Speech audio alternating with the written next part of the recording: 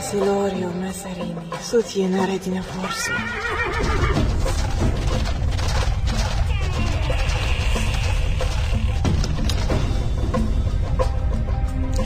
Bonsoir et bienvenue dans les aventuriers de l'étrange. Nous commençons légèrement en retard, même très en retard par rapport à l'heure habituelle, mais étant la radio du rugby, on ne pouvait faire l'économie de la retransmission en intégralité que vous avez apprécié, j'en suis sûr, de ce match au sommet, même s'il n'a pas été techniquement extraordinaire et qui a vu la victoire du stade toulousain. Donc, dans les aventuriers de l'étrange, nous allons ce soir parcourir le monde à la recherche d'animaux fantastiques.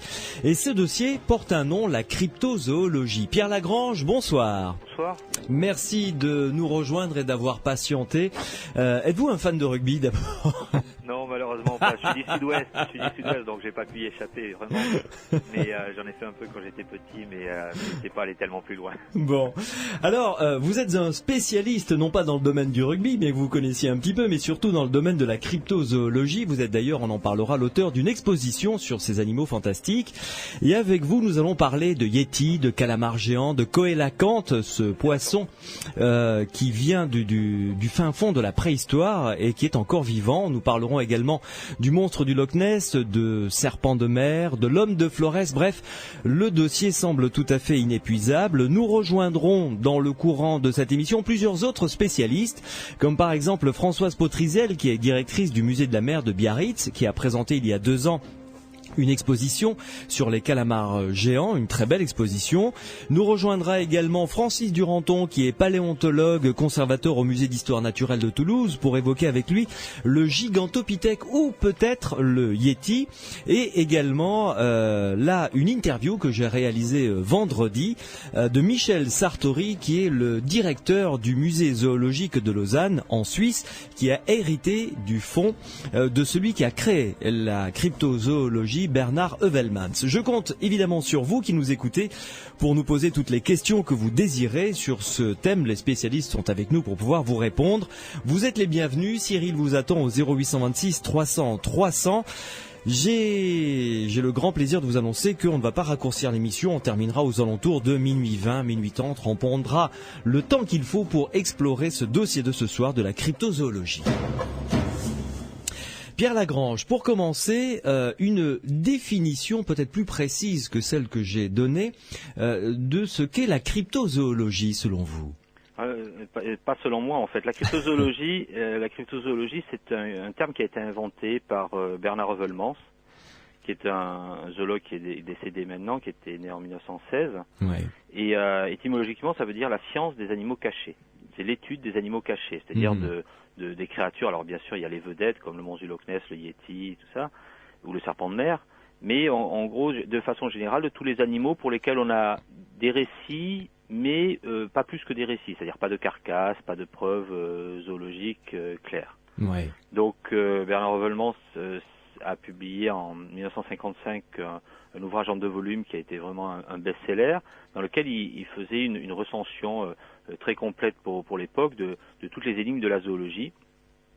Et c'est après ça qu'avec un réseau de correspondants, et notamment avec Ivan Sanderson, un zoologue américain, qu'est apparue cette expression de cryptozoologie qui a désigné cette discipline. Oui. Quels sont les grands dossiers qui constituent la cryptozoologie si je dis par exemple le monstre du Loch Ness en Écosse, le yéti peut-être dans la chaîne himalayenne, les monstres marins, on est dans cette direction ? Oui, c'est ça. Oui, c'est-à-dire que historiquement, la cryptozoologie se confond avec la zoologie parce que longtemps, la zoologie avait tout un tas de créatures à l'existence contestée. Le serpent de mer, par exemple, il y a toute une époque où les zoologues acceptaient son existence. Ouais, ouais. Le kraken, cette espèce de bête où les marins accostaient, c'était considéré comme une île qui bougeait, qui se transformait en animal. Donc ça, c'est chez les marins scandinaves au Moyen-Âge et même avant. Donc mais il se trouve que l'histoire de la zoologie fait qu'à un moment donné, quand la zoologie est devenue une discipline scientifique, centralisée et tout, avec les classifications de Linné, on a peu à peu évacué tout un tas de créatures pour lesquelles il y avait que que des récits, que du folklore. Et on a séparé la zoologie entre zoologie et folklore. Ouais. Mais comme les histoires ont perduré, comme les marins continuaient à raconter qu'ils voyaient des serpents en mer et des choses de ce genre, certains zoologues se sont dit peut-être qu'on a jeté le bébé avec l'eau du bain. Et donc au milieu du XXe siècle, après Appert et d'autres, Heuvelmans s'est dit il faudrait vraiment faire quelque chose, une recherche systématique sur tous ces animaux. Ouais. Donc ça se base sur quoi? Sur la culture traditionnelle, sur des témoignages, sur quand tout va bien. Comment? C'est vraiment des témoignages. La question, c'est qu'il y a effectivement des folklores. Ça, tous les folklores de tous les pays ont des tas d'histoires sur des animaux étranges. Ouais. Mais l'intérêt de la cryptozoologie, c'était de dire il faut vraiment qu'on ait des éléments les plus tangibles possibles. Donc, ça a commencé à être une espèce de collecte de tous les récits que des gens faisaient de ce qu'ils avaient vu. C'est-à-dire des gens qui, à notre époque, disent avoir vu tel ou tel animal bizarre. Voilà. Alors bien sûr, à côté de ça, ils ont cherché dans les archives, mais aussi en accent beaucoup, non pas sur la notion de tradition, de folklore, parce que ça peut trimballer des tas d'histoires, mais dont les gens ne sont pas les témoins, mais vraiment en cherchant dans les chroniques anciennes ce que les gens présentaient comme des témoignages, comme ceux qu'ils avaient vus aussi. Ouais. Donc il y a cette idée que dans le vaste sur la planète, il y aurait des endroits qui effectivement sont pas forcément aussi connus. Alors c'était d'autant encore plus vrai dans les années 50. Ah oui, ça j'imagine. Oui. Même maintenant, l'Asie centrale, l'Afrique centrale, la forêt amazonienne restent encore largement inconnues. Disons que l'Afrique, c'est vrai que quand on passe de l'Afrique des années 30 avec les grands explorateurs, les premiers grands films animaliers du couple Johnson notamment, et puis les films de Tarzan qui sont nés à la même époque, l'Afrique c'était une terre inconnue. Aujourd'hui pour nous l'Afrique c'est une terre de guérilla et de républiques un peu bizarres. Donc on a perdu un peu la magie par rapport à l'Afrique. Et c'est vrai qu'il y a encore des histoires qui sont colportées, mais par contre si on va dans certaines régions de Chine ou d'Asie, il y a encore des endroits qui sont assez mal connus et pour lesquels on pourrait imaginer, de toute façon c'est vrai, au Vietnam par exemple on a découvert des animaux de grande taille dans les années récentes. Oui, tout à fait. Alors, avant d'écouter l'interview de Michel Sartori, le directeur donc du musée zoologique de Lausanne, qui est zoologue lui-même, et ce musée a recueilli tout le fonds de Bernard Heuvelmans, qui a créé, comme vous nous l'avez dit, la cryptozoologie. Avant de le retrouver dans quelques instants, Pierre Lagrange, qu'en est-il des dragons, des griffons, des gargouilles? Vous savez, c'est ces animaux qui appartiennent peut-être plus au folklore que vraiment à la cryptozoologie. Alors ça c'est pareil, il y a une époque, c'était quand vous prenez les chroniques anciennes, on vous parle, par exemple, tous les romans sur Alexandre le Grand. Il y a eu tout un tas de légendes à propos d'Alexandre le Grand, sa conquête de l'Asie et tout. Dans les romans d'Alexandre le Grand jusqu'au Moyen-Âge, on raconte indifféremment qu'il croise des éléphants et des dragons. Donc c'est considéré sur un pied d'égalité. Et des races d'hommes monstrueux aussi d'ailleurs. Et donc après, la zoologie moderne a fait la séparation.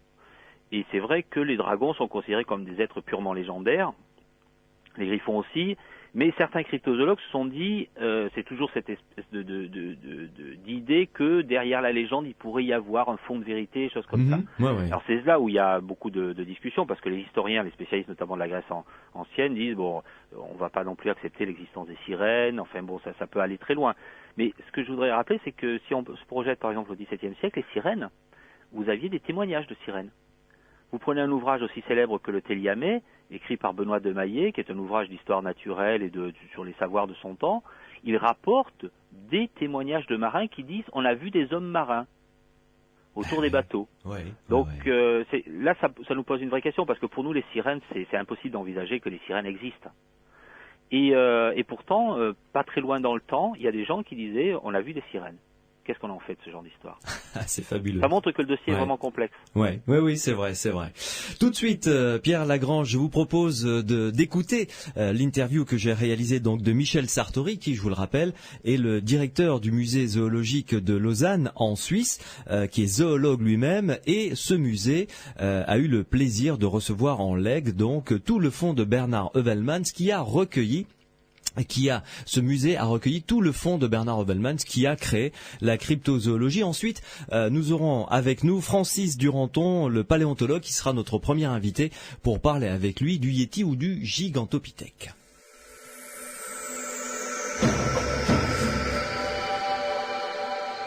Michel Sartori, bonsoir. Bonsoir. Vous êtes le directeur du musée de zoologie de Lausanne, donc en Suisse. Merci d'être avec nous tout d'abord ce soir. J'ai tenu à ce que vous soyez présent dans cette émission car vous avez reçu toutes les archives et tout le fonds de Bernard Hövelmans qui a créé la cryptozoologie. Alors, en quoi consiste tout ce que vous avez reçu? Il y a énormément de documents, de papier, j'imagine d'abord. Tout à fait. Tout à fait.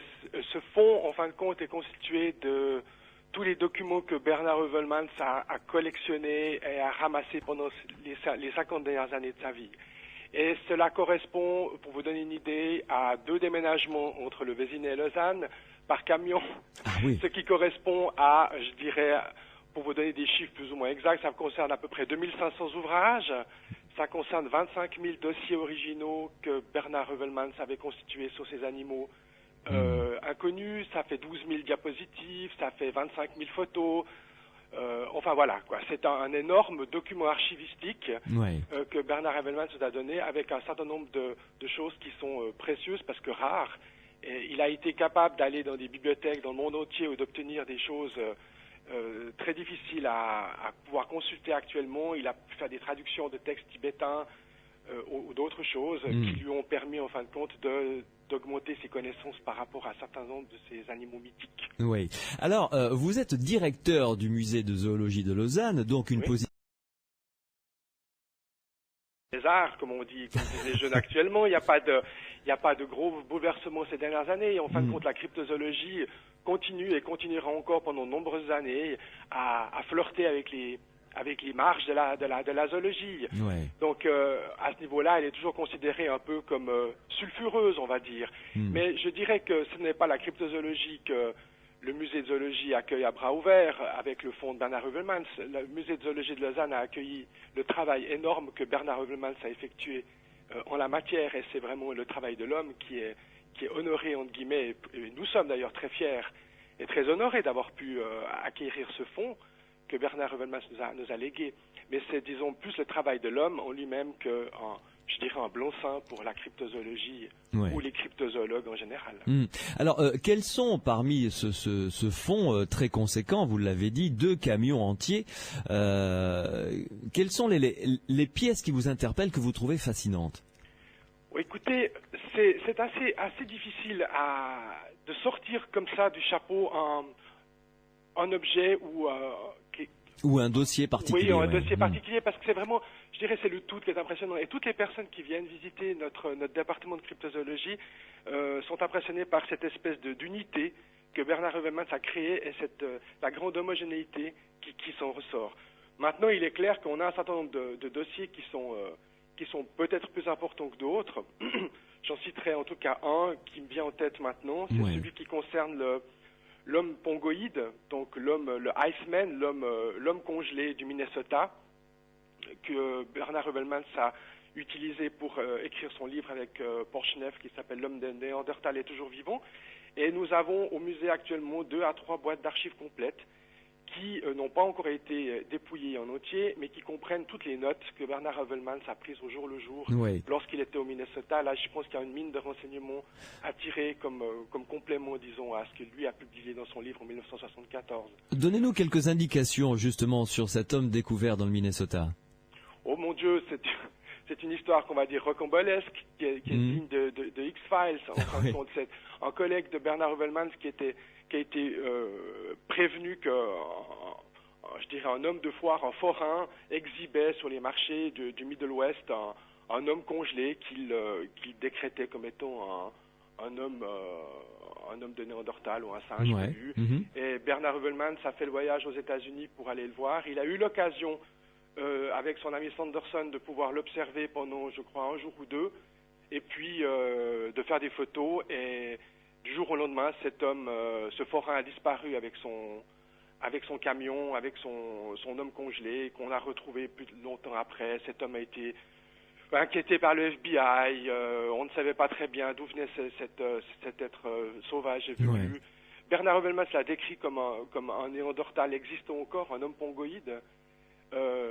c'était, je dirais, la sortie de ce livre en 1974 qui raconte, en fin de compte, toute cette histoire aurait dû être le couronnement de sa carrière, parce que c'était vraiment, de son point de vue, probablement la preuve irréfutable qu'il y avait encore des choses à trouver, que nous n'étions de loin pas au bout de nos peines avec la zoologie actuelle. Et au lieu de devenir, je dirais, son monument, ce travail a été, en fin de compte, un peu son chant du cygne ou son déclin. Ouais, ouais. Puisque, en fin de compte, la communauté scientifique a très très mal réagi à cet homme pongoïde, à la description que Bernard en avait fait. Non pas qu'il avait été faux dans sa description, mais simplement que on lui a reproché d'être trop naïf et qu'il avait été, en fin de compte, été grugé par une supercherie. Ah oui, effectivement, c'est un véritable scénario, la X-Files, que vous nous décrivez là. Tout à fait. Ouais. Mais alors, dites-moi, la Terre est pourtant, je dirais, photographiée sous tous ses angles. Il y a des satellites qui balayent sans arrêt 24 heures sur 24 la surface de notre planète, et malgré ça, elle recèle encore des secrets. Ah oui, ça c'est indéniable. Et encore des secrets qui vont faire frémir les gens dans les années à venir. Moi, je suis certain qu'on a encore découvert de loin pas toutes les espèces animales. De loin pas toutes les espèces animales, c'est clair, puisqu'on décrit entre 5 et 8 000 espèces animales nouvelles par année. C'est clair que la grande majorité de ces espèces sont des petites espèces. Des insectes, quelque chose comme ça, oui. Mais on trouve encore, naturellement, chaque année, des grands animaux. On décrit des nouveaux mammifères chaque année. On vient de découvrir un nouveau lémurien à Madagascar. On a découvert une antilope quand même de plus de 100 kilos il y a une dizaine d'années au Vietnam. Plus de 100 kilos? Oui. Une antilope qui avait été complètement... qui était connue des gens qui habitaient cette région, mais qui était inconnue des zoologues. Et ça, là, on a la preuve, c'est le célèbre Saola, qui est une des plus grosses bêtes décrites ces 2 dernières années, et il y en a encore. Alors, quand au XVIIIe siècle, le baron Cuvier, qui était le grand zoologue français, disait qu'il n'y avait plus rien à trouver d'intéressant sur cette terre au XVIIIe siècle, je crois qu'il avait de loin sous-estimé la biodiversité de notre planète. Et on a beau surveiller, scanner notre planète par des satellites et tout ce que l'on veut comme instrument, on va encore découvrir des animaux fantastiques ou des grosses bêtes, et ça soit en Asie, en Afrique. Il y a encore des endroits qui sont inexplorés. Mais là, on parle d'animaux, mais qu'en est-il des hominidés pour être large? Alors là, on touche un sujet qui est, je dirais, aussi bien philosophique qu'anthropologique, que zoologique ou cryptozoologique. En fin de compte, on accumule quand même un certain nombre de preuves que sur le continent eurasiatique, en tout cas, il devrait y avoir, on a des évidences que d'autres êtres, d'autres êtres, anthropoïdes, devraient exister. Mais pour l'instant, il est clair que le zoologue ou l'anthropologue ne sera satisfait que lorsqu'il aura une dépouille à se mettre sous la dent. Et pour l'instant, c'est quelque chose qui manque naturellement. Mais il ne faut pas sous-estimer les témoignages des gens, des locaux, toutes les preuves, je dirais, indirectes que Bernard Heuvelmans a si bien méthodologiées par rapport à l'évidence de l'existence de d'autres êtres qui compensent quelque peu le manque de preuves matérielles, en tout cas le manque de spécimens qu'on puisse étudier directement. Moi, je reste très très ouvert par rapport à ça. Je suis pas du tout, comme je dis souvent, je suis nettement plus circonspect par rapport à certains de ces animaux tels que le monstre du Loch Ness, pour ne pas le nommer, ou qui pour moi leur tombe vraiment dans le côté mystification et mythe complet. C'est le dossier qui fait du mal à la cryptozoologie, par exemple. Oui. Bien sûr que ça fait du mal, mais quelque part, c'est le vaste débat de la cryptozoologie. Je pense que Pierre Lagrange pourra l'aborder mieux que moi. Mais c'est vraiment tout ce problème de marginalité et de fait que des gens se complaisent dans cette marginalité. Ça, c'est vraiment le problème, je dirais, des cryptozoologues. Certains d'entre eux actuellement. Mais il n'en reste pas moins quand même que la Terre nous réserve encore beaucoup de surprises. Là, on a parlé de la surface de la Terre, mais il y a évidemment les fonds marins qui recèlent encore des secrets, bien des secrets. Oui, tout à fait. Je veux dire, Bernard Heuvelmans avait démystifié en tout cas l'histoire du Kraken, cette espèce de monstre géant qui attaquait les bateaux au XVIIe, XVIe, XVIIe siècle. On a des témoignages relativement éloquents à ce niveau-là. Maintenant, on sait que cet animal existe. C'est un poulpe géant qui peut atteindre 17 mètres. On l'a photographié, on dit, mais in situ, donc dans son milieu naturel, dans les grandes fosses marines au large de la Nouvelle-Zélande, il y a seulement 4 ou 5 ans. Ah bon? Donc on sait, oui. Donc on sait qu'il existe, on en avait trouvé des cadavres, mais on l'a filmé vivant dans son milieu original il y a seulement quelques années, grâce à des sondes sous-marines. Et là, alors, je vous donne mon ticket qu'on va découvrir encore, c'est clair, d'autres choses fantastiques au niveau marin. C'est un milieu tellement difficile à prospecter. Chaque fois qu'on envoie une sonde, en fin de compte, c'est comme planter une épingle dans un gâteau, on ne sait pas si on va trouver la fève. Oui, effectivement, la comparaison est jolie. Mais dites-moi, zoologue, c'est un métier fascinant finalement. Oui, tout à fait. C'est vrai, non, mais on peut se dire qu'il y a encore beaucoup de choses à découvrir. Je crois qu'il faut que le public se rende compte que on est loin d'avoir fait le tour, en fin de compte, de la diversité de notre planète dans les mers et sur Terre, qu'actuellement on a à peu près décrit 1,5 million d'espèces animales connues sur Terre. On pense qu'il y en a entre 5 et 10 millions. Donc le travail est encore considérable, et vu les atteintes à notre environnement, que ce soit marin ou terrestre, et principalement au niveau des forêts tropicales, malheureusement, il est à craindre que bon nombre de ces espèces, et pas seulement des insectes et des petites, mais également des grosses espèces, des mammifères et des oiseaux, à la limite disparaissent de notre terre avant même qu'elles aient été documentées et connues. Ouais. Merci beaucoup en tout cas Michel Sartori de votre participation dans les Aventuriers de l'étrange. Je rappelle que vous êtes le directeur du musée de zoologie de Lausanne et que vous avez hérité du fonds de Bernard Heuvelmans, le créateur de la cryptozoologie. C'est une exposition permanente dans votre musée, j'imagine. Oui, encore pour quelques années. Bon. Merci beaucoup Michel Sartori, à très bientôt. Je vous en prie, merci à vous. Michel Sartori, allez le saluer de notre part si vous avez l'occasion de passer par Lausanne. Pierre Lagrange, vous le connaissez bien évidemment. Ah oui, on se connaît bien, ça fait des années maintenant qu'on travaille ensemble. Ouais. Parce que Michel et l'équipe du musée m'ont demandé, comme mon métier c'est d'étudier les controverses sur les sujets un peu étranges, on va dire. Ouais. Ils m'ont demandé de les aider à organiser un peu la valorisation du fonds, qui est vraiment un fonds exceptionnel.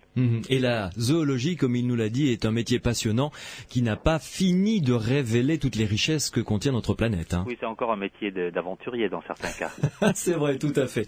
Et justement, nous allons accueillir quelqu'un qui a vécu quelques-unes de ces aventures, mais lui pas en tant que zoologue, mais en tant que paléontologue. Il a même vécu des fouilles assez rocambolesques avec des gardes autour de lui qui tenaient des kalachnikovs pour que le protéger alors qu'il était en train de faire des fouilles. Francis Duranton, bonsoir. Bonsoir Louis. Merci de venir nous rejoindre dans les Aventuriers de l'étrange. Vous êtes donc paléontologue, vous êtes conservateur au musée d'histoire naturelle de Toulouse. Vous avez publié plusieurs livres, le dernier notamment l'histoire des mammifères. Et je vous accueille en compagnie de Pierre Lagrange pour aborder un dossier qui concerne la cryptozoologie qui est passionnant. C'est celui du Yéti, ou que vous appelez-vous plutôt le Gigantopithèque. D'abord, la définition de ce qu'est le Gigantopithèque. Le Gigantopithèque, en fait, c'est un singe, un gros primate qui mesure à peu près un peu plus de 3 mètres de hauteur et que l'on a retrouvé dans un certain nombre de gisements fossilifères dans toute l'Asie, en Chine et au Vietnam notamment. Ouais. Comment est-ce qu'on peut le caractériser? C'est vraiment un grand singe, point. Ah oui. C'est un très grand singe. En fait, à l'origine, les premiers éléments de ce Gigantopithèque qui ont été retrouvés dans les pharmacies chinoises. Vous savez qu'en Chine, on utilise très souvent des os de dragon qui interviennent dans certaines recettes de la pharmacopée chinoise. Oui. Et donc, un paléontologue, von Königswald, qui prospectait comme ça les gisements de fossiles en examinant ce qu'il trouvait dans les pharmacies traditionnelles chinoises, est tombé sur les dents de ce très gros primate et qu'il a donc décrit sous le nom de Gigantopithèque. Alors, ce Gigantopithèque, si on peut retracer un petit peu son histoire, a existé jusqu'à quand et où? Alors, il a existé en Asie, on le retrouve en Chine, on le retrouve au Vietnam, il est éventuellement signalé en Inde, mais dans une période qui se situe entre 1,5 million et 200 000 ans. C'est-à-dire, depuis 200 000 ans, on n'a plus d'ossements qui puissent appartenir à cette espèce-là. Ou alors, si ces ossements existent, et c'est là que l'on rejoint la cryptozoologie, ils ne sont pas encore parvenus aux mains des scientifiques qui sont capables de les identifier. Ouais. Mais les pharmaciens traditionnels chinois utilisent encore ces restes de Gigantopithèque dans leur formule traditionnelle? Alors, ils utilisent n'utilise pas forcément que des gigantopithèques d'ailleurs, puisque dans les pharmacies traditionnelles chinoises, tous les ossements tous les éléments que l'on appelle les os de dragon sont en fait des ossements d'animaux fossiles pour la plupart. Ouais. Et c'est donc par l'étude, si vous voulez, de ces animaux fossiles que l'on trouve dans les pharmacies chinoises, qu'on est tombé vraiment par hasard sur quelques dents de gigantopithèques. Il faut savoir que les primates, c'est toujours quelque chose de très très rare pour les paléontologues. Et donc, tomber sur une nouvelle espèce de primate, c'est encore plus rare. Et bien sûr, tomber sur les ossements qui seraient les ossements d'un primate encore non connu, comme celui qu'on vient de décrire à Madagascar, mais un primate de très grosse taille, un primate de 3 mètres de haut, c'est véritablement, ce serait un événement dans la zoologie mondiale. Oui, mais vous voyez où je veux en venir, évidemment, Francis Duranton. C'est parler du Yéti. À votre avis, est-ce qu'il y a un fondement plausible quant à la probable existence d'un gigantopithèque, donc, parce que ça ressemble furieusement à ça, quand même, le Yéti? Alors, ce que l'on peut dire, c'est que pour les paléontologues, au jour d'aujourd'hui, le gigantopithèque est un bon candidat au titre de Yéti. Ça, c'est sûr. Voilà. Ça, c'est sûr. La seule chose que l'on sait, c'est qu'au jour d'aujourd'hui, personne n'a encore fait la preuve de l'existence physique du Yéti, même si, effectivement, on sait qu'on a retrouvé des empreintes un peu bizarres à certains endroits dans la neige, dans l'Himalaya. Donc, il y a quand même un certain nombre de signes qui, effectivement, laissent penser qu'il puisse exister un primate géant. Mais au jour d'aujourd'hui, aucun scientifique patenté n'a encore eu l'occasion de l'observer de par lui-même, ou éventuellement même de se mettre quelques restes sous son scalpel. Oui, effectivement. Pierre Lagrange, qu'en pensez-vous de ce rapprochement entre le Yéti et le gigantopithèque? Moi, je suis tout à fait d'accord avec ce que vient de dire Francis Duranton. C'est vrai qu'il y a des liens. Alors, une précision au niveau du Yéti. Oui. Le Yéti, c'est pas une variété, en fait.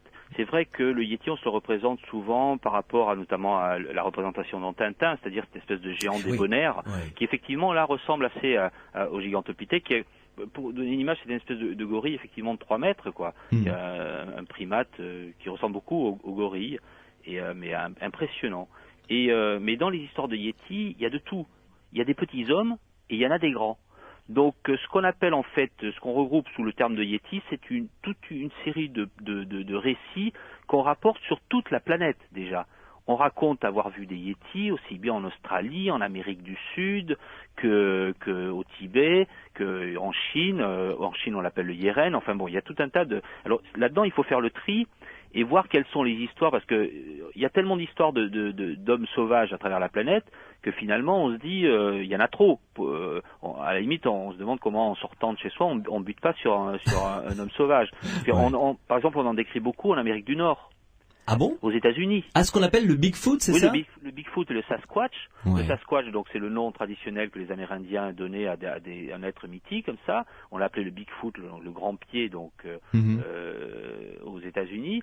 Mais on en décrit dans des zones urbaines. Donc, il y a des moments, on est quand même, on peut pas s'empêcher d'être un tout petit peu sceptique sur certains récits. Ouais. Par contre, ce qu'il faut voir, c'est prendre au cas par cas, je dirais, et voir comment dans certaines régions ça pourrait être plus crédible que dans d'autres. Alors il y a eu beaucoup d'enquêtes justement sur dans la région en Himalaya ou en Chine ou dans le Caucase aussi sur des hommes sauvages. Alors on a pensé que c'était soit des Néandertaliens, soit comme ça des populations d'hommes préhistoriques qui ont survécu.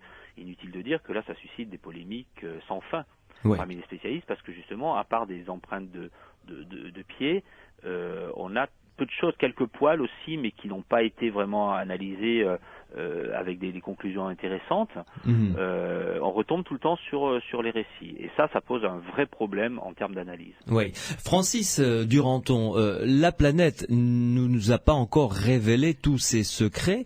Ça, on est à peu près tous d'accord là-dessus. Et scientifiquement, est-ce qu'on peut dire qu'il y a des espèces que l'on pense disparues peut-être depuis des milliers d'années qui peuvent continuer à survivre dans quelques zones de cette planète bleue? Oui, bien sûr. Bien sûr qu'on peut le penser. C'est d'ailleurs un phénomène que les paléontologues appellent l'effet Lazare, c'est-à-dire une lignée dont on pensait qu'elle avait disparu et qui réapparaît, enfin qui ne réapparaît pas, mais dont on trouve soudainement des représentants. Bon, pour ça, on a deux exemples qui sont très caractéristiques. On a notamment la découverte du sélacanthe, ce poisson en 1938 qui a été trouvé à bordure des Comores, qui a été découvert, et puis ce sélacanthe dont on vient de trouver il y a quelques années à peine une nouvelle forme qui a été décrite près des Philippines. Donc on voit là un groupe que l'on croyait disparu depuis l'époque des dinosaures quasiment, c'est-à-dire il y a 65 millions d'années, qui réapparaît soudainement, qui refait irruption dans la zoologie moderne. Le sélacanthe, Pierre Lagrange, fait vraiment partie du dossier de la cryptozoologie, là par exemple, ce poisson qui a une carapace extérieure et que j'ai d'ailleurs malheureusement débaptisé, j'appelais ça le coélacanthe. Non, c'est le sélacanthe. Hein. Oui, le sélacanthe, c'est le Latimeria, son nom scientifique. En fait, c'est un dossier un peu frontière parce que sur le sélacanthe, il n'y avait pas de récit avant. Ce qui caractérise la cryptozoologie, c'est des animaux pour lesquels on a des récits, des témoignages qui existent. Le sélacanthe, il a fait irruption brutalement dans l'histoire de la zoologie.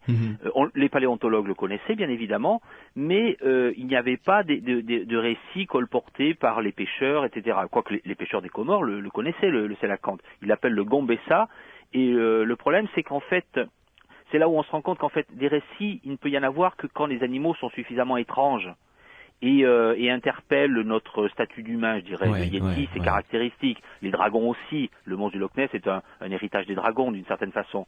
Et par contre, le sélacanthe, les pêcheurs le connaissaient, il ne les intéressait pas du tout parce qu'il est absolument immangeable.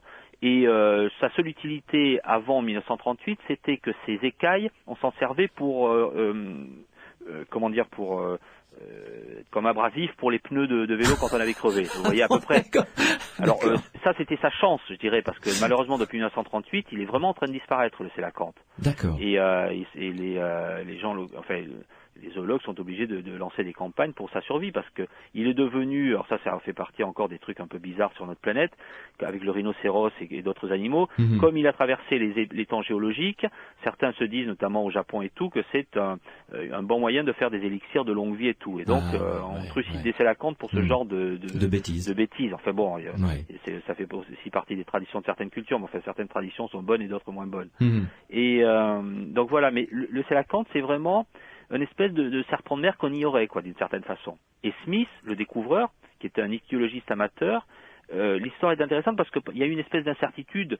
Il a reçu un mot de Miss Latimer qui avait découvert par hasard cette espèce de poisson bizarre dans les filets d'un bateau de pêche local à la pointe de l'Afrique du Sud, à East London, et quand il a reçu le petit dessin qu'elle avait fait à la main dans la lettre, il s'est dit mais il est bizarre ce truc, et il a identifié possible en étant peut-être un sélacanthe, mais il s'est dit c'est absolument impensable qu'un truc pareil ait survécu jusqu'à notre époque.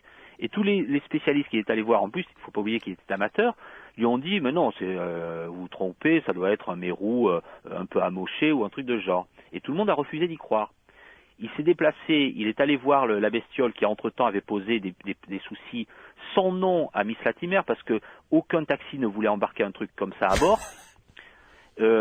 Personne ne voulait il commençait à pourrir. Les jours passaient et tout, donc elle a été obligée de le vider. Alors ils ont perdu toutes les parties molles de la bête et ça a été un drame dans les premiers temps parce que c'était extrêmement important pour pouvoir l'étudier. Bien sûr. Mais quand il est arrivé, il a vu l'animal qui avait été naturalisé entre temps et il a vu qu'il avait affaire à un sélacanthe. Et là ça a été une révolution.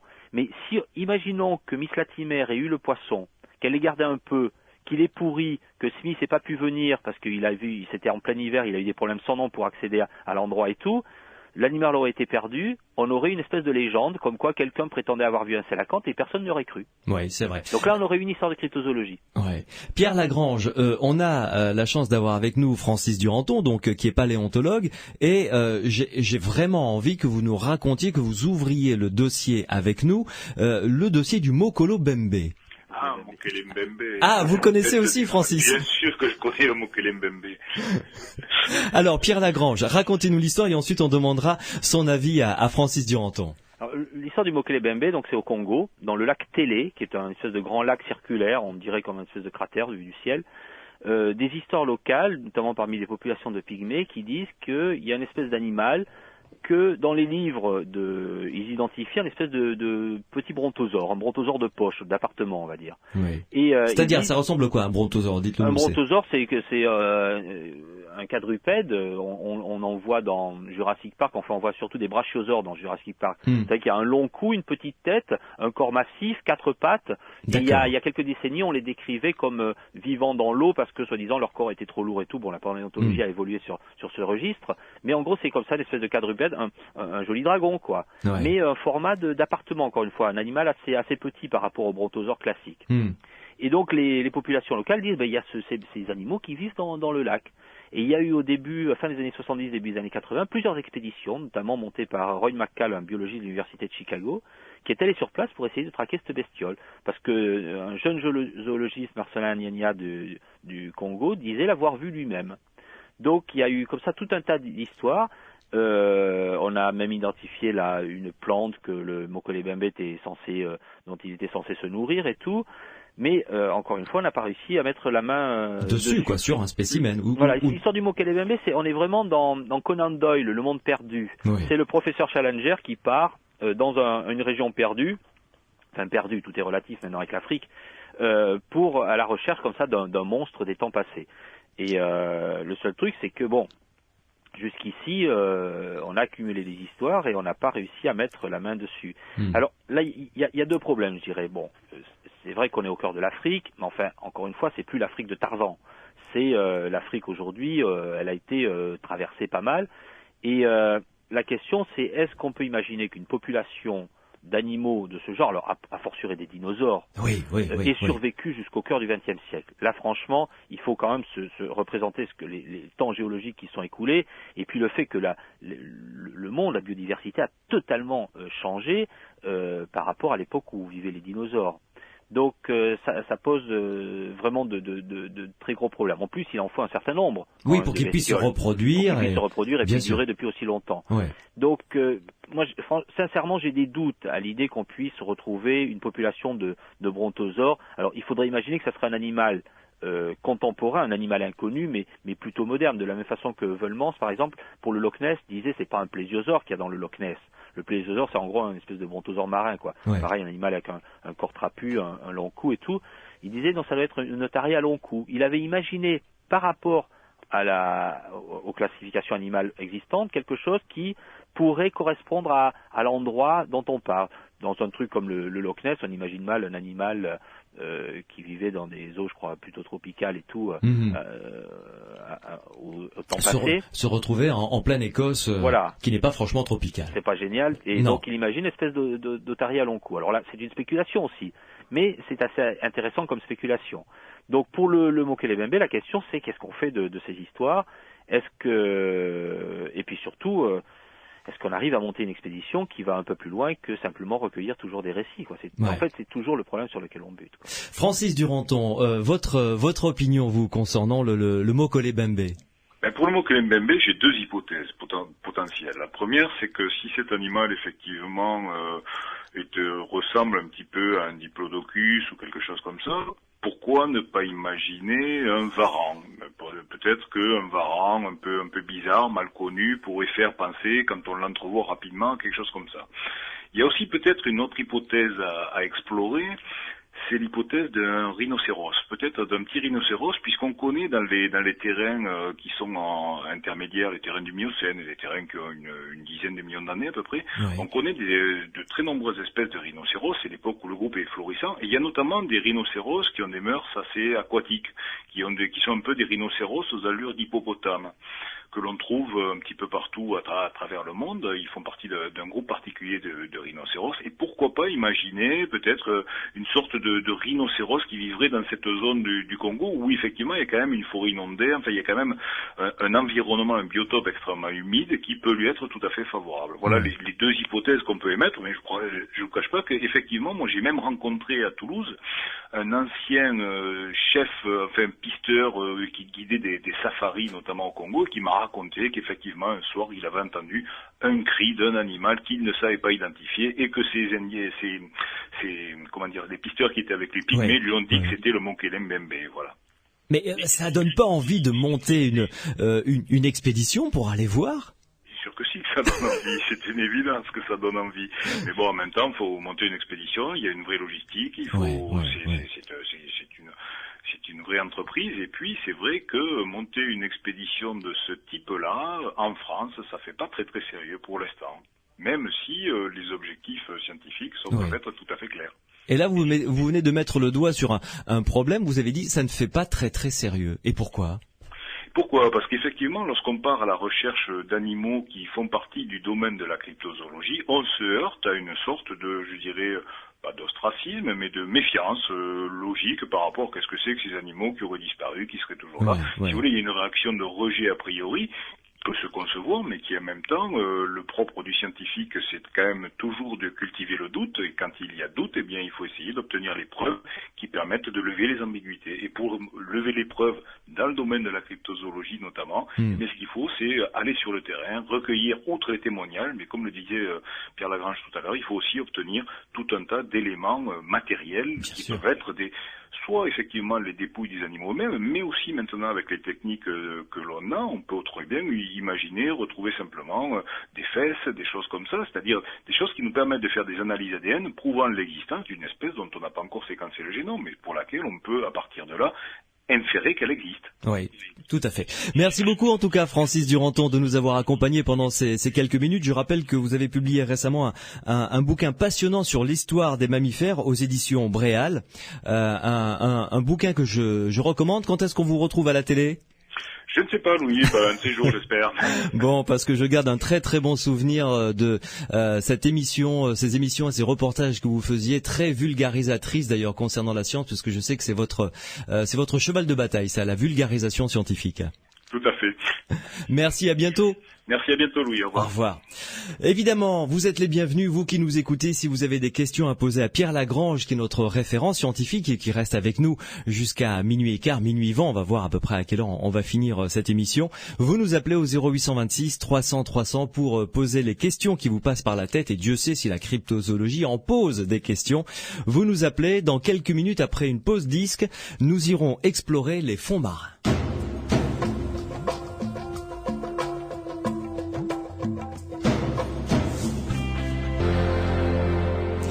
Robin Williams avec Advertising Space sur Sud Radio 0826 300 300 si vous avez des questions à poser à nos spécialistes concernant la cryptozoologie, l'étude de ces animaux étranges, ces animaux qui, pour la plupart, restent à découvrir. Vous nous appelez 0826 300 300.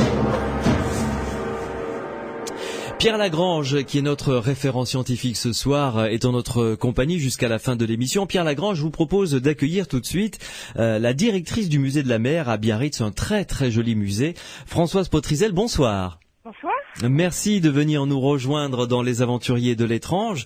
Alors, je vous ai demandé d'être des nôtres ce soir dans cette étude du dossier concernant la cryptozoologie, car vous avez organisé il y a 2 ans maintenant, je crois. Oui, tout à fait.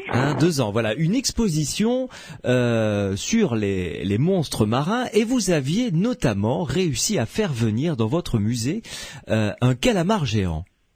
Oui, oui. Alors, expliquez-nous d'où venait-il et quelles étaient les caractéristiques justement de ce calamar. Alors c'était un animal qui avait été capturé, enfin exactement celui qu'on a eu, et s'était échoué sur les côtes espagnoles, à Llanes, et c'est un animal, un calamar géant, qui vit dans des zones abyssales, des zones des grandes profondeurs. Il vit à 1000 mètres de profondeur. Ouais. Et celui-là avait été gêné par des sondages pétrolifères, et certainement que les bruits, les mouvements acoustiques qu'il avait ressentis, les ondes acoustiques qu'il avait ressenties, l'avaient perturbé dans son positionnement, et donc il était remonté en surface, il s'était asphyxié et il était échoué. Donc il était en excellent état. C'est pour ça qu'on a pu faire une autopsie, on a pu bien étudier ce calmar géant échoué qui faisait 7,20 m de long. 7,20 m de long. Et 104 kilos. Il pesait 104 kilos. Elle pesait, puisque c'était une jeune femelle de 2 ans seulement. Donc, ce qui veut dire que elle était jeune, donc ça veut dire qu'elle aurait été beaucoup plus grande arrivée à la taille adulte. Ah, certainement. On estime 18 à 20 mètres. Mais ce qui est d'autant plus étonnant dans ces animaux des grandes profondeurs, c'est que le calmar géant, à la naissance, il ne mesure que quelques millimètres. Donc c'est un taux de croissance faramineux. Mais dites-moi, à l'âge adulte, vous avez bien dit 18 à 20 mètres, c'est ça? Oui, c'est ça, tout à fait. Ouais. Donc, ce qui veut dire, enfin là, on parle d'une jeune femelle qui faisait 7 mètres et quelques de long, mais ça veut dire que papa et maman, parce qu'il a bien fallu qu'elle naisse, donc qu'il y ait un couple pour se reproduire et qu'elle soit fabriquée entre guillemets, papa et maman vraisemblablement sont toujours vivants quelque part au large de l'Espagne. Ah oui, oui, ils vivent dans les fosses au large des Asturies, où il y a plusieurs fosses parallèles. Et donc c'est pour ça que de temps en temps, les pêcheurs capturent des calmars géants dans cette zone-là. Oui. Ce qui est moins évident à capturer, par exemple dans le gouffre de Cabreton, que nous connaissons bien sur la côte landaise, la côte basque aussi, parce que c'est un seul gouffre, et quand un animal meurt, il va souvent il plonge, enfin il coule. Oui. Et si on en trouve sur les côtes de Nouvelle-Zélande, c'est là où on trouve aussi des calmars géants, on en voit de temps en temps échouer. C'est une histoire de courantologie qui les ramène sur le bord. Oui, mais dites-moi Françoise Potrizel, vous avez dit qu'il vivait à peu près à 1000 mètres de profondeur. Mais à 1000 mètres de profondeur, la pression est immense. La pression est bien sûr bien supérieure à celle que nous connaissons, mais le calmar n'a pas de poche d'air, donc il supporte ces très grandes profondeurs et il peut vivre à ces grandes profondeurs. Mais le calmar ne vit pas tout seul à ces grandes profondeurs, puisque vous avez fait référence à une expédition qu'on avait organisée, oui. et on avait présenté ces animaux qui vivent dans les très grands fonds et qui ont des formes très très particulières, très bizarres par rapport aux poissons que l'on connaît, nous, et qui sont des poissons beaucoup plus littoraux. Oui, mais est-ce qu'il y a d'autres animaux comme ça qui vivent dans les grandes profondeurs qui peuvent atteindre ces tailles gigantesques, hors que le calamar? On avait exposé un requin lézard qui est un requin qui doit faire à taille adulte. Celui que nous avions était un petit qui ne faisait qu'1,50 m. Oui. À taille adulte, ils peuvent être plus grands, mais pas la taille des calmars géants qui est certainement le plus grand existant dans les grands fonds. Est-ce que des poulpes, par exemple, peuvent atteindre ces dimensions? Des poulpes? Oui. Oui. Des pieuvres, oui. Oui, les pieuvres, les poulpes. Mais elles ne vivent pas dans les grands fonds marins. Enfin, celle que l'on connaît, ça vit dans des zones plus surface. Ça peut descendre dans des creux, mais ça de ce que l'on connaît, ça n'a pas une vie dans les très grandes profondeurs. Oui. Pierre Lagrange, je me tourne vers vous. C'est un animal qui rentre en plein dans le dossier de la cryptozoologie, j'imagine. Ces calamars géants ou ces monstres marins. Oui, alors lui c'est à cause de la généalogie fantastique, c'est-à-dire que le calmar géant, on le connaît depuis le 19e siècle, la deuxième moitié du 19e siècle, et avant, il se mélangeait avec tout un tas d'autres créatures justement pour donner la légende du kraken. Le kraken, donc c'est cette espèce de bête île. Ceux qui connaissent l'histoire de Brandan, le moine qui est navigateur, on raconte qu'il accoste une île, il monte dessus et tout, puis l'île commence à bouger, puis ça se révèle être comme ça une bête île. Alors c'est des légendes qui accompagnaient autant les baleines que c'est ce fameux kraken. Ouais. Et les zoologues et les naturalistes ont commencé à étudier ces récits. Au début du 19e et tout, et certains ont pensé qu'effectivement il y avait sans doute non seulement un fond de vérité, mais un animal de grande taille, et certains ont pensé, alors on a hésité entre un poulpe géant et un calmar géant. Finalement, l'animal qu'on a reconnu, c'est le calmar géant, c'est-à-dire qu'on a commencé à trouver des carcasses échouées, et puis il y a une histoire en 1861 qui est très célèbre pour cet animal, c'est-à-dire qu'un navire, la Lecton, a croisé une carcasse flottante, et en fait c'était un calmar qui était sans doute en train d'agoniser. Ouais. Ils ont essayé de le hisser à bord, mais sous son poids, l'animal s'est rompu, ils ont juste eu un morceau de la queue. Et pendant un moment, ça a suscité un débat. C'est-à-dire que certains, quand on lit certains ouvrages qui sont parus à l'époque, certains pensaient que c'était une légende de marin de plus. Il y a une communication à l'Académie des sciences. C'est une des histoires qui a fait basculer le dossier dans la réalité. Et après, les échouages à Terre-Neuve et ailleurs font qu'on a reconnu l'existence de cette créature. Oui. Françoise Potrizel, qu'en est-il des autres, j'allais dire des monstres marins? Non, puisque je voulais parler des sirènes, par exemple. Vous savez, ces animaux qui marquent les légendes des navigateurs. un très grand nombre de récits marins sont peuplés de ces sirènes qui en réalité seraient des lamentins, ces animaux qui de loin peuvent ressembler à des sirènes. Ouais. Et, tout ça, c'était des légendes qui circulaient. Et comme dit votre invité, effectivement, on ne sait pas grand-chose. Et puis, c'est une histoire. Excusez-moi Francis Potrizel, là, on vous entend très très mal. Je vous demandais juste peut-être de bouger un petit peu pour qu'on puisse avoir un signal assez fort pour que l'on puisse comprendre vos propos. On va refaire un petit essai. Essayez de me parler là pour voir ce que ça donne. Ça va mieux là? Ah, magnifique, on vous a retrouvé. Donc, reprenons sur les sirènes. Oui, justement, vous pensez que les navigateurs ont vu des lamentins. C'était des lamentins qui étaient vus et on imaginait que ça pouvait avoir la forme des sirènes, tout comme les phoques, souvent, quand ils étaient vus sur des rochers, posés sur les rochers, les phoques Ouais. d'ailleurs, Ouais. ça arrive plus facilement, il faut y remettre ce contexte de l'époque où on connaissait pas de choses et où surtout on véhiculait par rapport à la mer de très grandes craintes. Ouais. Et donc, une forme qui pourrait être plus arrondie, plus accueillante, c'était tout de suite une sirène. Ouais. Merci beaucoup Françoise Potrizel de nous avoir accompagnés. Alors je précise que vous avez une très belle exposition de maquettes de bateaux ces temps-ci actuellement au musée de la mer à Biarritz. C'est des bateaux de pêche qui ont été par des anciens marins et donc c'est une exposition assez rare parce que ceux qui avaient fait ces maquettes, évidemment, elles sont pour eux. Je suis désolé Françoise Potrizel, mais là on ne va pas pouvoir continuer la conversation parce que malheureusement c'est trop haché pour qu'on puisse comprendre. En tout cas, il y a un très joli site qui concerne votre musée de la mer, le musée dont vous êtes directrice à Biarritz, sur le plateau de la Talaï, que je recommande à ceux et celles qui nous écoutent, avec actuellement donc une très belle exposition de maquettes de bateaux qui ont été réalisées par des pêcheurs qui ont travaillé justement sur ces bateaux. Pierre Lagrange, revenons à vous. Quels sont les autres animaux qui rentrent dans le cadre de la cryptozoologie qui concernent la mer? Il doit y en avoir un sacré paquet, j'imagine, non? Ouh là là. Oui, il y en a. Bon, il y a les grandes figures, quoi. C'est vrai que le serpent de mer. Bon, le serpent de mer, quand Heuvelmans a compilé le dossier, il a publié un ouvrage qui fait 700 pages, je crois, là-dessus, Ouais. qui est une espèce de bible de tous les gens qui veulent étudier le sujet. Lui, il identifie plusieurs espèces. C'est-à-dire qu'il y a la figure traditionnelle du serpent de mer, mais il identifie en fait tout un tas d'animaux différents derrière ça, et ça va jusqu'à des récits de tortues géantes. Dans certains cas, Ouais. on a classé dans des histoires de serpents de mer des animaux qui ressemblent en fait à des tortues, mais d'une taille absolument gigantesque, comme il a pu en exister d'ailleurs dans les temps préhistoriques. D'accord. Et à côté, il y a un dossier qui est extrêmement intéressant, qui dure maintenant depuis la fin du XIXe siècle, c'est l'existence de poulpes géants. C'est-à-dire que le calmar, c'est classé. On sait que le calmar géant existe. On a des carcasses, on a pu en voir à Biarritz ou ailleurs.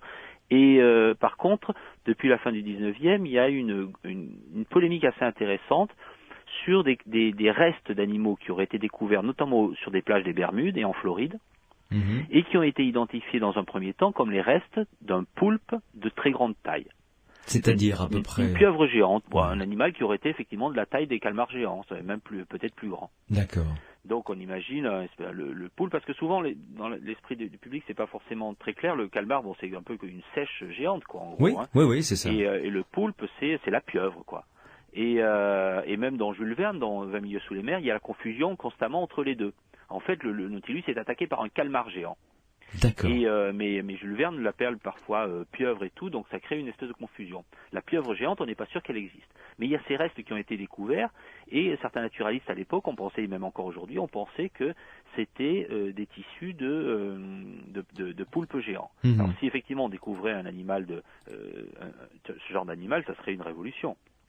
Ce serait extrêmement intéressant. Mais pour l'instant, la controverse n'a pas réussi à... Enfin, disons que les analyses qui ont été faites semblent montrer que c'était sans doute des restes de cétacés plutôt, et pas de poulpes. Mais il y a encore une controverse là-dessus. Très bien. Pierre Lagrange, vous restez avec nous. Une pause et on va se retrouver pour encore feuilleter quelques dossiers passionnants du domaine de la cryptozoologie. Je veux parler du monstre du Loch Ness parce que on s'y est pas attardé et ceux et celles qui nous écoutent, je le sais, attendent ce dossier avec impatience. 0826 300 300. D'ailleurs, vous qui nous écoutez, venez participer avec nous au débat. Vous pouvez nous poser vos questions, poser les questions qui vous trottent par la tête concernant ces animaux étranges. 0826 300 300. Pierre Lagrange est avec nous jusqu'à la fin de l'émission.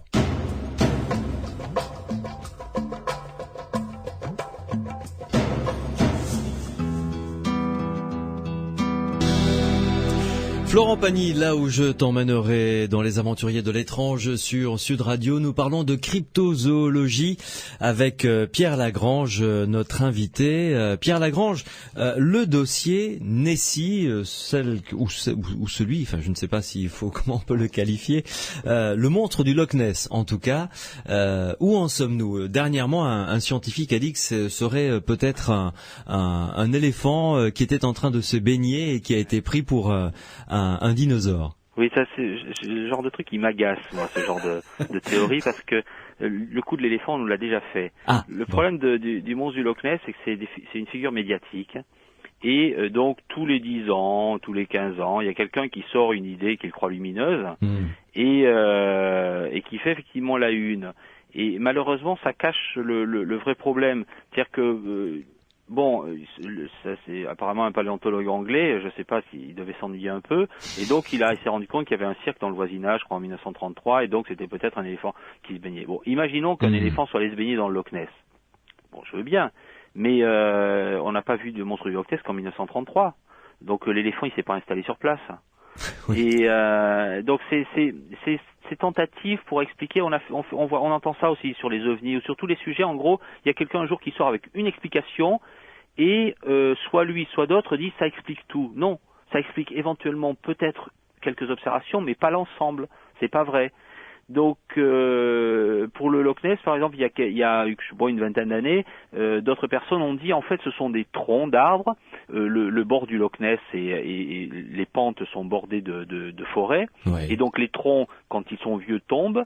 Ils tombent dans le lac, ils tombent au fond du lac. Quand ils pourrissent au fond du lac, ils se gorgent, ils se chargent de gaz.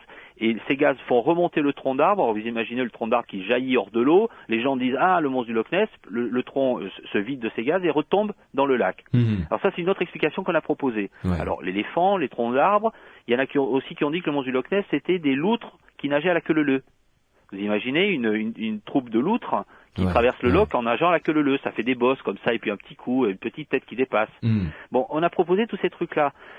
Alors peut-être que l'ensemble, ça explique le dossier, mais c'est plus complexe que ça. Alors, ça justement, pas à ça. Pierre Lagrange, reprenons le dossier au départ. Comment est née cette histoire du monstre de Loch Ness? Alors ça, c'est bien daté. C'est en 1933.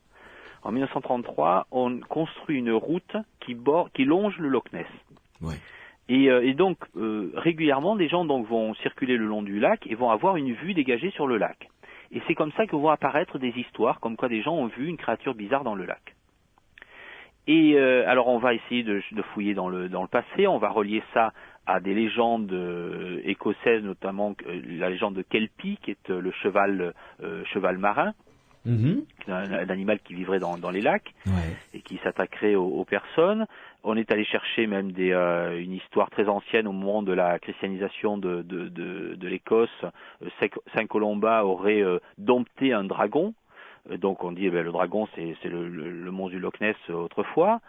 Mais l'histoire c'est vraiment 1933 et à partir de 1933 des tas de récits vont s'accumuler de gens qui ont vu des choses sur le lac. On va avoir des photos, certaines très célèbres, qu'on sort régulièrement dans les magazines, et des tas de scientifiques vont essayer régulièrement d'aller sonder le lac pour découvrir avec des sonars, avec des caméras, avec des sous-marins, avec des dauphins. On a tout essayé dans le Loch Ness pour essayer d'attraper le ou les monstres, parce que là encore une fois il faut qu'il y ait une population d'animaux. Et en fait, les gens se sont étripés depuis 1933 sur l'interprétation des témoignages, sur l'identité éventuelle de l'animal. Certains ont très rapidement parlé de plésiosaure. Alors là, il faut se replacer dans le contexte, c'est-à-dire dans les années 30, on est à l'époque où le cinéma commence à porter à l'écran des histoires justement comme Le Monde perdu de Conan Doyle, c'est King Kong, c'est King Kong sur la même année, c'est en 1933 aussi. Donc on imagine comme ça qu'il y a des êtres extraordinaires qui ont pu survivre depuis les temps préhistoriques. C'est l'époque aussi où la préhistoire a énormément de succès. C'est depuis quelques décennies, on parle beaucoup justement de ces animaux préhistoriques fabuleux qu'on découvre. Et il y a cette idée que ça pourrait être un plésiosaure. Comme Bernard Revelance l'avait fait remarquer assez justement, dans ce genre de région, le plésiosaure, c'est pas forcément l'animal le plus à même de vivre dans des eaux pareilles. Donc lui, il avait imaginé sur la base des récits, une espèce de ce que je disais tout à l'heure, une otarie à long cou. Donc parce que le monstre du Loch Ness, c'est pas un animal gigantesque en plus. Hein. Ça fait combien? Ça fait quoi comme C'est quelques mètres de long. Donc c'est un animal qui a un corps, un long cou, une petite tête. Alors évidemment, ça ressemble un peu au plésiosaure, mais lui il supposait que ça pouvait être tout à fait autre chose. Mais il y a des documents très troublants quand même dans ce dossier. Je veux dire, c'est pas, il y a quand même des expéditions qui ont été menées, vous l'avez dit, avec du gros matériel, et il y a des photos qui sont quand même quelque peu troublantes, notamment prises par des caméras immergées, des choses comme ça. On aperçoit un aileron, une silhouette, vous voyez, des choses comme ça, quoi. Oui, alors la nageoire du monstre du Loch Ness, ça c'est un des grands classiques, effectivement. Oui. C'est dans les années 70. On avait photographié donc dans le loch, fait des photos, et ces photos ont été analysées par ordinateur, interprétées et tout, et on a vu comme ça une espèce de nageoire. Alors ça a été l'objet de toute une polémique aussi, parce que certains ont dit que quand on voit la photo d'origine, on voit difficilement une nageoire. Et c'est l'interprétation qui va faire dégager une nageoire. Alors la question c'est, quels sont les paramètres qu'on rentre dans la machine en gros?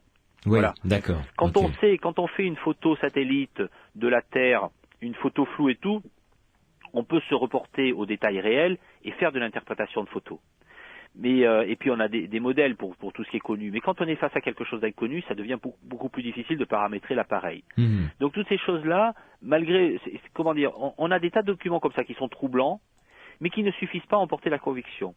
Et c'est ça en fait qui fait le succès et la frustration du dossier du Loch Ness, c'est qu'il y a des tas de choses qui s'accumulent, qui se sont accumulées. Il y a eu aussi de grosses déceptions sur certaines photos qu'on a expliquées comme étant des trucages et tout de façon tardive.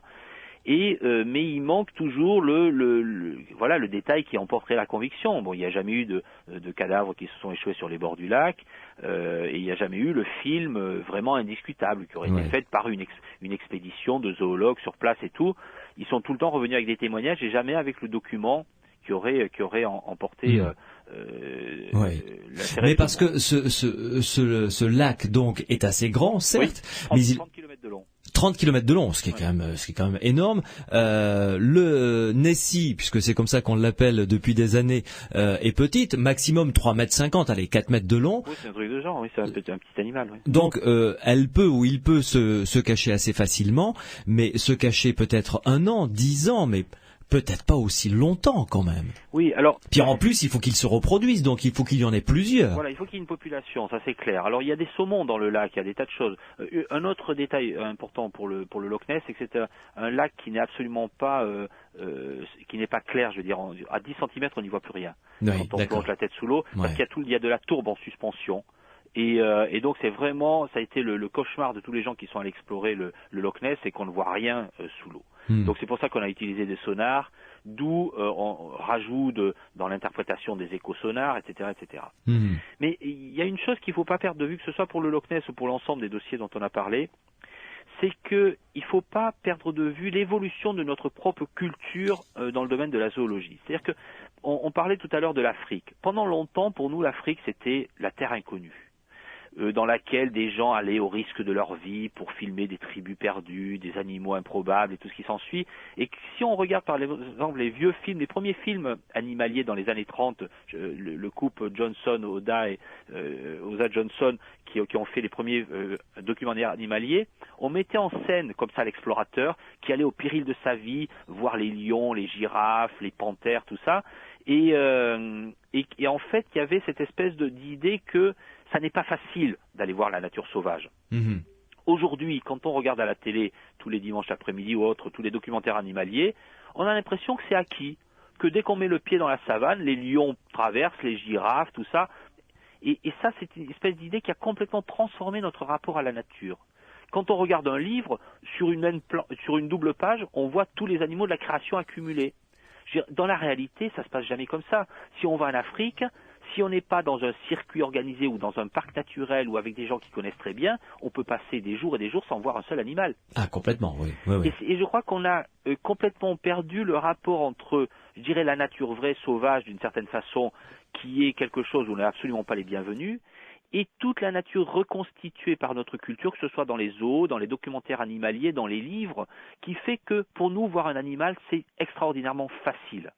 Et puis, comme disait Michel Sartori, que j'avais interviewé, dont on a entendu l'interview tout à l'heure, zoologue, donc directeur du musée de la zoologie de Lausanne en Suisse, on a répertorié 1,5 million, comme ça, grosso modo, d'espèces sur Terre, mais il en resterait entre 5 et 10 millions à découvrir. Et oui. Alors, c'est vrai qu'il y a beaucoup d'insectes dans le lot. Oui, mais il y a quand même des animaux de grande taille. Et c'est vrai que notre rapport au savoir se transforme. Alors ça joue dans les deux sens. C'est vrai qu'il y a de moins en moins de choses impressionnantes à trouver. Sinon, dans la mer, le fond des océans, c'est un peu comme la planète Mars quand même pour beaucoup d'entre nous, parce que on connaît très très mal. Parce que la lumière ne passe pas et voilà, c'est très puis difficile. La pression est énorme, pour y aller c'est compliqué. C'est extrêmement difficile, c'est pas parce que Picard a plongé dans la fosse la plus profonde, je veux dire, ça a été un coup de sonde, on est plongé, on est ressorti, on n'a pas vu tellement plus. Mais je crois que quand on étudie ces dossiers, il faut pas perdre de vue que le regard qu'on porte sur la nature est un regard qui est totalement artificiel, qui est totalement conditionné par notre culture scientifique. Et que si on devait se mettre dans la situation, par exemple, d'aller au Congo ou même au Loch Ness pour explorer, on commencerait à se rendre compte de toutes les difficultés extraordinairement concrètes qu'il y a si on veut observer un animal. En France, par exemple, essayez de vous dire, je vais observer des loutres ou certains des animaux, des castors en France. Ben, vous allez voir le mal que vous allez avoir. Pourtant, ces animaux existent. Ils existent chez nous. Mais pour les voir, c'est extraordinairement compliqué. Et ceux-là, c'est pas le monde du Loch Ness. Donc, quand on est sur le dossier d'un animal extraordinairement controversé, à la difficulté naturelle s'ajoute le fait que il y a des résistances, comme disait Duranton tout à l'heure. Il y a le fait que les scientifiques sont moins enclins à dépenser leur temps et leur énergie et leur argent dans un truc pareil. Donc du coup, il y a peut-être des choses à découvrir et on n'a pas mis les moyens qu'il fallait. Alors évidemment, on ne va pas demander de mettre les moyens sur toutes les légendes dont on entend parler. Et la question est toujours de faire un choix. C'est très difficile à faire dans certains cas.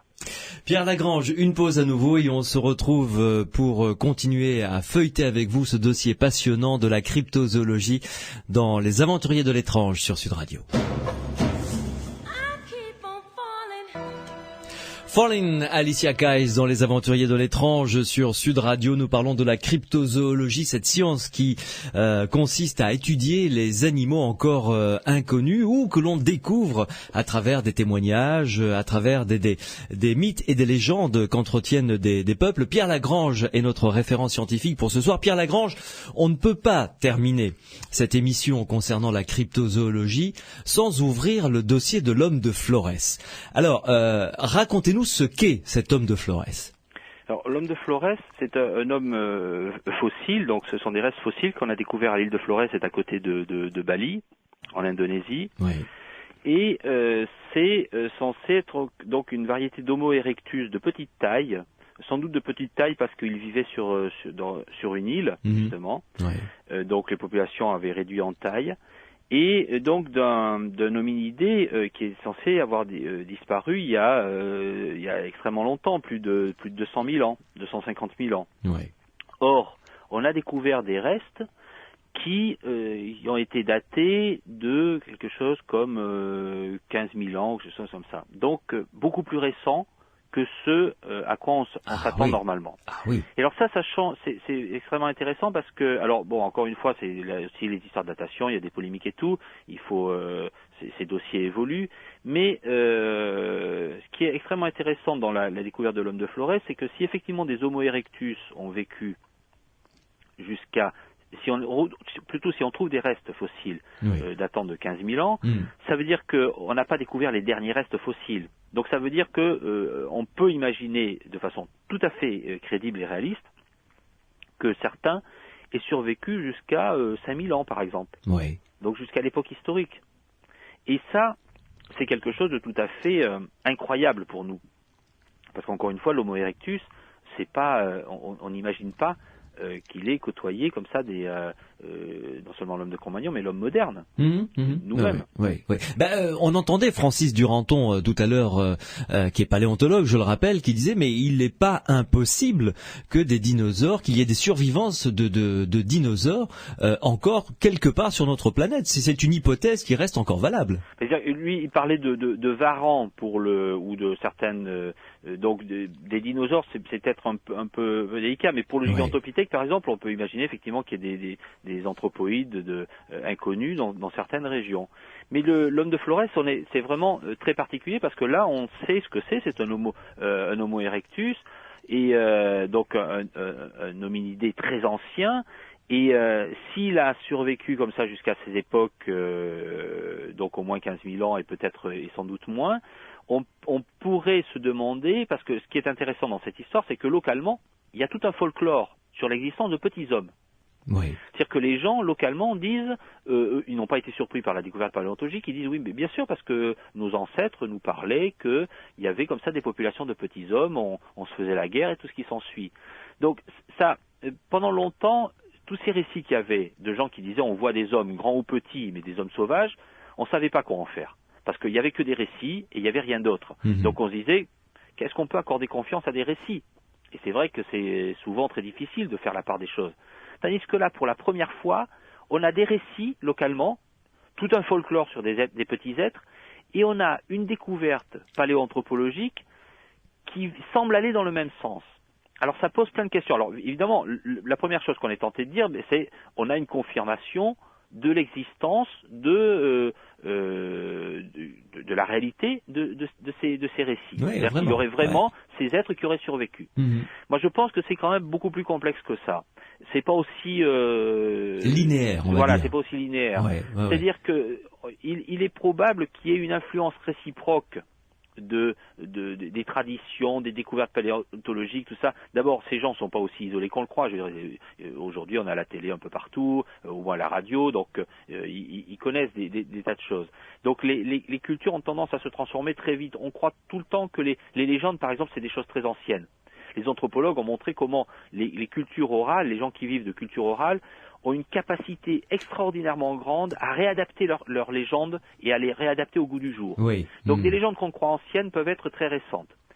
Mais ce que je veux dire, c'est qu'on a un dossier extrêmement intéressant qui permet pour une fois de vraiment aller sur le terrain et de tester toutes ces histoires et d'aller plus loin que les débats sur lesquels on était bloqué par rapport au Yéti. On peut étudier, on a un contexte paléanthropologique, on a un folklore à recueillir, on a des études à faire. Et ce qui est dommage, c'est que et on s'en rend compte, c'est-à-dire qu'il n'y a pas d'expédition qui est faite pour envoyer des anthropologues pour étudier ça. Et là, je crois que c'est dommage parce que pour une fois où il y a une situation tout à fait intéressante et où éventuellement on pourrait en plus trouver le jackpot, c'est-à-dire éventuellement démontrer que ces Homo erectus auraient vécu jusqu'à une époque très récente, mais on risque de laisser passer cette occasion. Et ça, c'est triste. Parce que il y avait vraiment l'occasion d'apprendre quelque chose, à mon avis, au moins en anthropologie et peut-être en préhistoire. Oui. Dites-moi, Pierre Lagrange, avant de refermer ce dossier de la cryptozoologie momentanément, puisqu'on se retrouvera pour y consacrer encore un autre volet, parmi tous les cas qui peuplent ce monde de la cryptozoologie, quel est celui qui vous fascine à titre personnel? Oh, il y en a beaucoup. On a parlé tout à l'heure du sélacanthe. Moi, c'est l'animal qui me fascine depuis que je suis tout petit. Mais bon, on en a déjà parlé. Donc, je vais parler d'un autre dossier. C'est une histoire qui date du début des années 80. Et c'est en Nouvelle-Irlande, donc c'est à côté de la Papouasie-Nouvelle-Guinée. Des gens disent qu'ils ont vu des sirènes. Et des sirènes, c'est-à-dire des sirènes moitié femmes, moitié poissons. Hein. D'accord. Et donc des occidentaux, des anthropologues et zoologues se disent mais qu'est-ce que c'est que ces histoires Et les gens localement disent oui, au large là on voit régulièrement des sirènes qui sortent de l'eau et on les a vues encore il n'y a pas longtemps et tout. Alors là, ça pose un vrai problème parce que les sirènes, le monstre du Loch Ness, ça peut encore aller, le Mokelebembe, on veut bien, mais enfin les sirènes, en plein XXe siècle, c'est pas sérieux. Faut pas pousser, quoi. Voilà. D'accord. Okay, oui. Et donc les scientifiques montent plusieurs expéditions et vont sur place pour essayer de voir ce que les gens ont vu, quoi. Et surtout, c'est très marrant parce que quand ils disent aux gens localement, ils disent mais vous êtes sûr que vous avez des sirènes? Ils disent mais oui, mais d'ailleurs vous savez bien que ça existe. vous en avez sur toutes les boîtes de poissons et tout ce qui s'ensuit. Donc en fait, localement, les gens croient que pour nous, les sirènes, ça ne fait aucun problème. La preuve, on en a sur les boîtes de sardines, évidemment. C'est l'argument de bon sens, on n'y avait pas pensé. Oui. Et mais alors, ce qui se passe, la suite est intéressante parce que ils ont trouvé effectivement ces sirènes.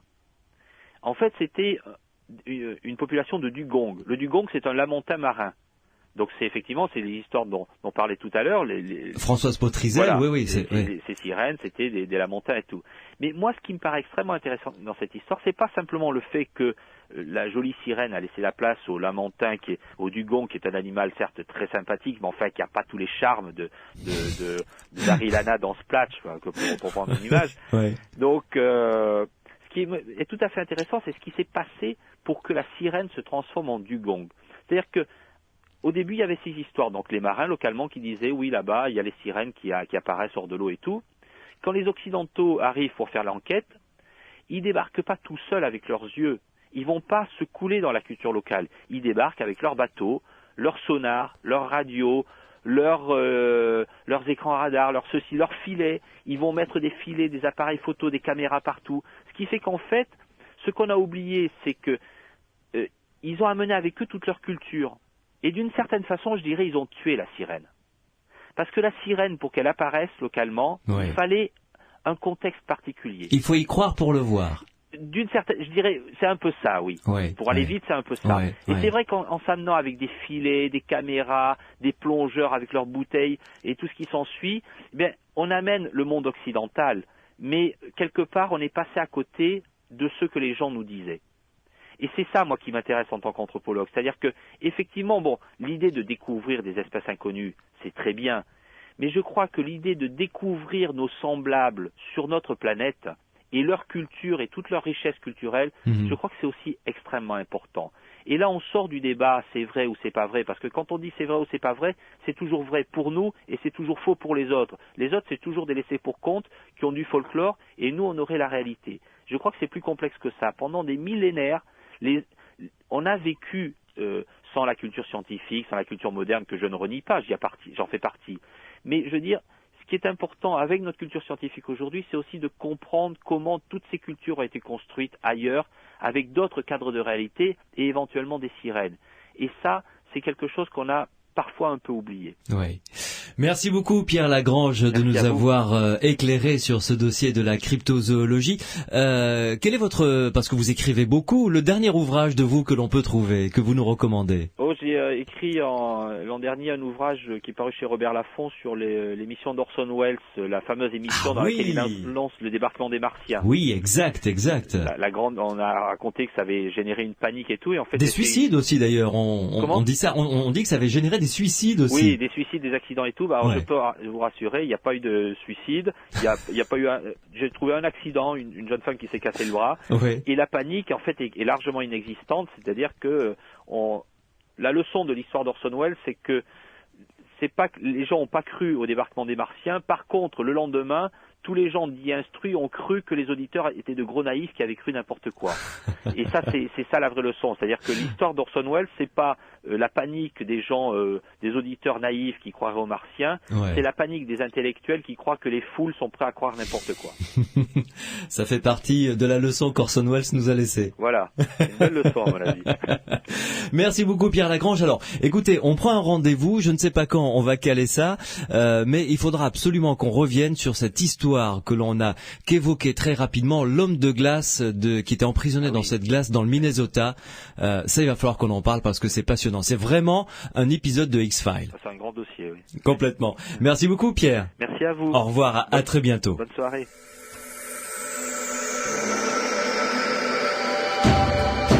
Che se Lorio Massarini, soutiene Retina Forza.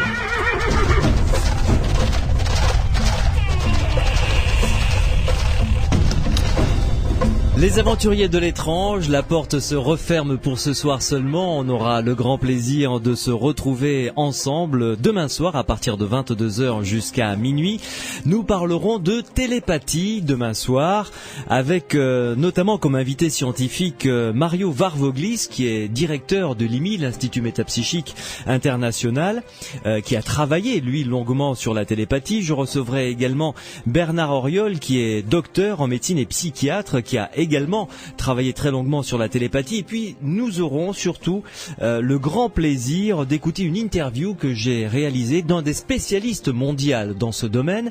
C'est un Anglais qui est diplômé de l'université de Cambridge, s'il vous plaît, qui a également un doctorat d'une université californienne, qui vit à Londres, qui s'appelle Monsieur Rupert Sheldrake, qui a écrit de nombreux livres sur la télépathie et qui a d'ailleurs une théorie pour expliquer ce phénomène de télépathie qu'il appelle les champs morphiques. Il nous expliquera tout cela.